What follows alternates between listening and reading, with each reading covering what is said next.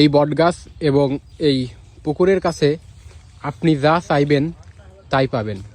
এটি আমার কথা নাই, এটি হলো আশপাশ গ্রামের সকল মানুষের কথা, যে আপনারা আপনাদের মনের মানত, মনের আশা এই পুকুরে একটা ডাব দিয়ে, মুরগি দিয়ে বা ছাগল দিয়ে আপনারা এই বট গাছের কাছে যা চাইবেন বা এই পুকুরের কাছে যা চাইবেন তাই পাবেন।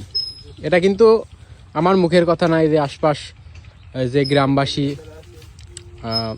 কি বলে ভবানীপুর গ্রাম বা সোনাডাঙ্গা গ্রাম, এই গ্রামবাসীর কথা। এখানে কিন্তু প্রতি বৈশাখ মাসে প্রচুর লোক হয়।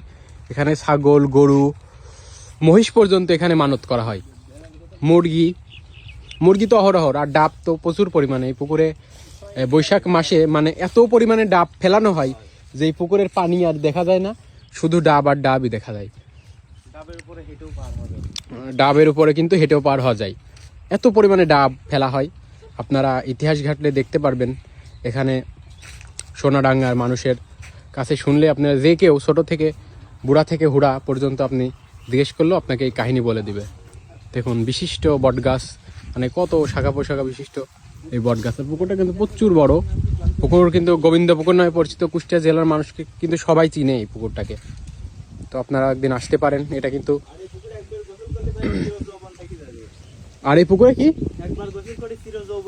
এই যে আমাদের অনেক ভাই বলছে এই পুকুরে যিনি গোসল করবে তার চির যৌবন থেকে যাবে। অনেক ভাই, আপনি কি গোসল করছেন এই পুকুরে?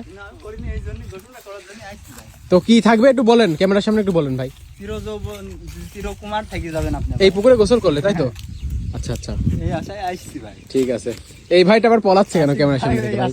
এই পুকুর সম্পর্কে কিছু জানেন ভাই? না জানিনি, তবে শুনেছি। দেখেন ভাই, বৈশাখ মাসে বাড়ির পাশে ডাব টাব খেতে আসেন না? হ্যাঁ, ডাব খাতে আসি মাঝে মধ্যে, বাড়িটাই থাকে। প্রচুর পরিমাণে ডাব ফেলা হয়তো। মুরগি টুরগি কি ধরেন এখান থেকে একদিন? মুরগি ধরিনি, তবে পুকুরে প্রচুর মাছ ধরেছি জীবনে খুব, বুঝেছেন। আর ডাব তাছাড়া এই যে আমাদের আর এক ভাই আছে, তো ভাই এই পুকুর সম্পর্কে কিছু বলেন একটু। আমি বছরে একবার দুই একবার আসি, লোক যখন হয়, তাই তো? হ্যাঁ, লোক যখন শুধু ডাব খাইতে আসি, এই আর কি। আচ্ছা, ঠিক আছে।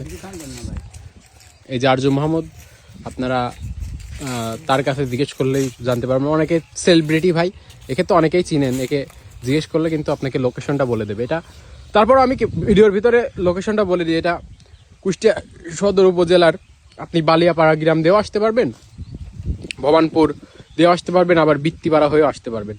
বিভিন্নভাবে আসা যায়। তবে বৃত্তিপাড়া স্ট্যান্ড থেকে আপনি যে কারো কিছু কাছে জিজ্ঞেস করলে আপনাকে সহজেই বলে দেবে। আমার মুখ তো দেখা যাবে না ভাই। কি সুন্দর দেখছেন, দেখাই। ও বট গাছটা দেখুন। হ্যাঁ, এত বড় পুকুর আপনি কোথাও দেখেন নাই আমার বিশ্বাস। পুকুর কিন্তু এটা কিন্তু কোনো বিল, খাল বিল না, হ্যাঁ, নদী না, এটা পুকুর। এত বড় পুকুর আমার বিশ্বাস আপনি কোথাও দেখেন নাই।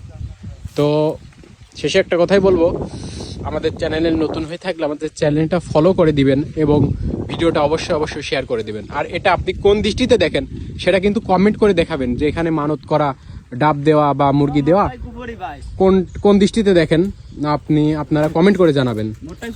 মোটটাই কুফরি, আমরাও জানি এটা কুফরি, আর কুফরির গোনা কিন্তু মাফ হয় না। যারাই আসেন ভেবে চিন্তে আসবেন। বিয়ে করতে চান এখানে এসে মানত করতে পারেন, বেল পড়ারে ভাই মানত করতে পারেন। সেটা হলো ওই পুকুরে যে যাদের গার্লফ্রেন্ড নেই তারা ডাব দিলে গার্লফ্রেন্ড হয়ে যায়, শুনি আর কি। আচ্ছা, যাদের বিয়ে হয় না তারা ভাই মানত করতে পারে, দেখেন ভাই বিয়েটা হয়ে যাবে।